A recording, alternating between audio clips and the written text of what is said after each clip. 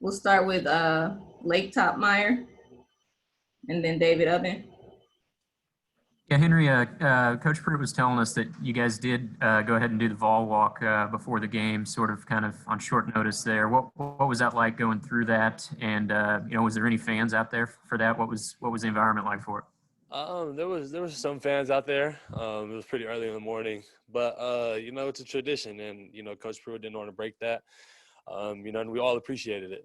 Even though there wasn't as many people, there wasn't a true Vol walk, but we loved walking down there.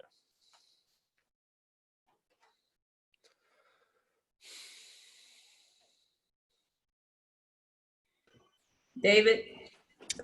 Yeah, Henry, how would you describe what the defense was able to do today? We executed. We had a lot of mental errors. There's a lot of places that we can clean up.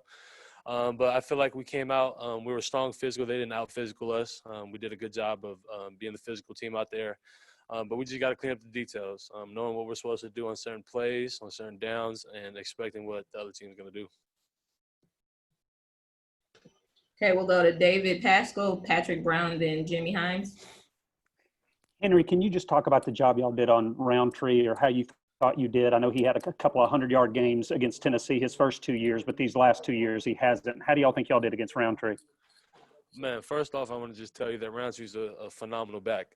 We went throughout the week knowing that he's going to be that back for them. They're going to try to run it downhill with them. He does a great job of it. He's elusive, and he knows how to make moves. So all props to him. And we just knew that we had to stop him. It's hard stopping a back like that. So I feel like as a defense, we did a good job of honing in on him.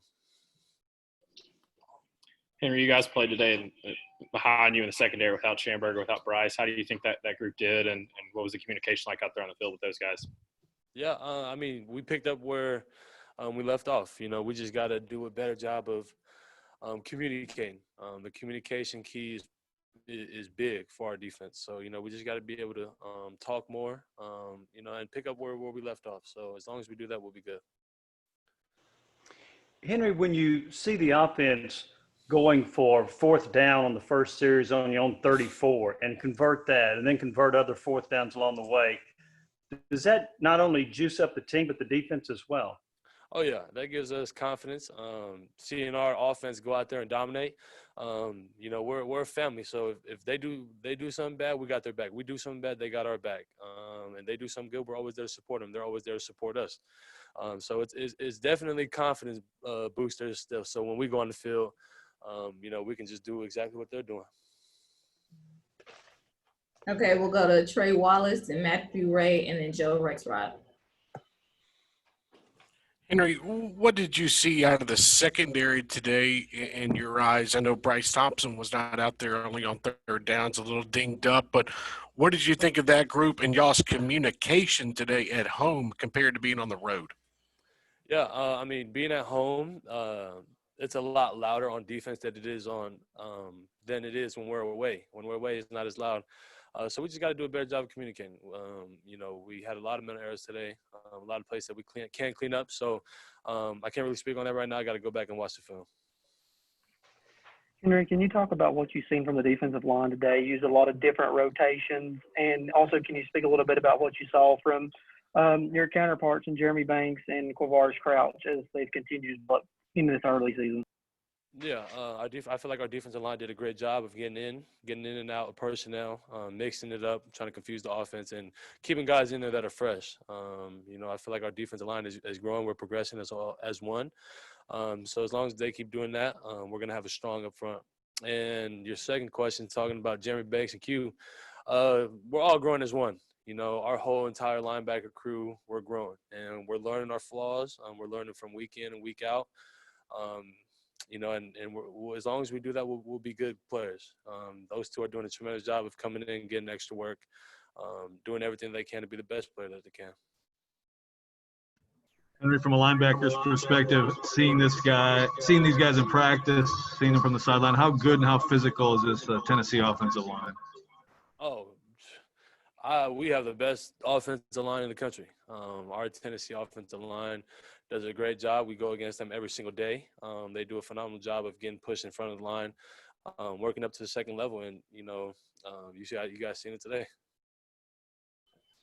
Okay, we'll go Ryan Shumpert, then Vince Ferrara, then Rob Lewis.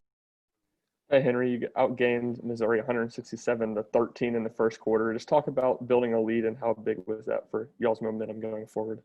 Yeah, it was huge. We try to keep momentum going. We try to keep our foot on the gas, and we try to not let up. So going into that, it was huge for us to be able to keep that going. Henry, a couple things. One, what changed when Missouri changed quarterbacks? What adjustments did you guys have to make? And then secondly, take us through that Theo Jackson interception that was such a big play in the game. Yeah, we knew number 3 was a more elusive quarterback. He's going to pull the ball and run. He's going to try to make plays on his feet. And number 8, we knew when he came in the game that they're going to try to throw the ball in the air. They're going to try to run it, and he's not going to be able to get out the pocket as much as number 3 did. So we kind of knew that going throughout the week. We knew that they were going to play 2 quarterbacks. So we just had to adjust when that happened. And Theo, I was hoping Theo scored a touchdown. I was praying he did. But, that was huge for us. That was in the fourth quarter. We needed to stop, try to put the nail in the coffin. And, Theo came in clutch for that. Henry, when the offense gets out hot like they did today, build a 21-6 lead, how much easier is it to play defense? Does it kind of free you guys up to be more aggressive, do you think? Yeah, they did a tremendous job. They milked the clock down a lot. And, that helps us a lot on defense because we go out there fresh, ready to go, ready to play. Our offense did a great job today.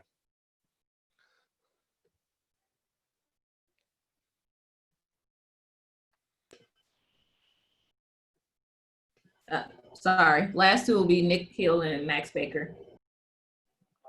You guys have a huge game next week at Georgia. Obviously, I'm assuming you haven't looked too much ahead to that, but just kind of like when you're initially thinking about that and the potential implications of that game, just how excited are you to go down to Athens? We're ready for a dogfight. We're ready for the challenge. We're up for the challenge. And that's what we play SEC ball for. They're a phenomenal team, and we just got to go throughout the week, focus on the details, and give everything we got throughout this entire week. I was just sort of wondering about Missouri's receiving core and if they were, there's not a lot of film going in on, Kiki Chisholm and Damon Hazelton. And I was just wondering how you guys prepared for them and how you guys thought you did against Missouri's receiving core today. Yeah, our DBs did a phenomenal job of studying the receivers, studying them from last year. And of course, there's always room to improve, but I feel like our DB core did a good job. They did a lot of quick stuff, a lot of slants to get their guys open. And that's good on their part. We got a lot of stuff to clean up as the linebackers and the DBs, but we'll get that all together. All right, thank you, Henry. Appreciate it.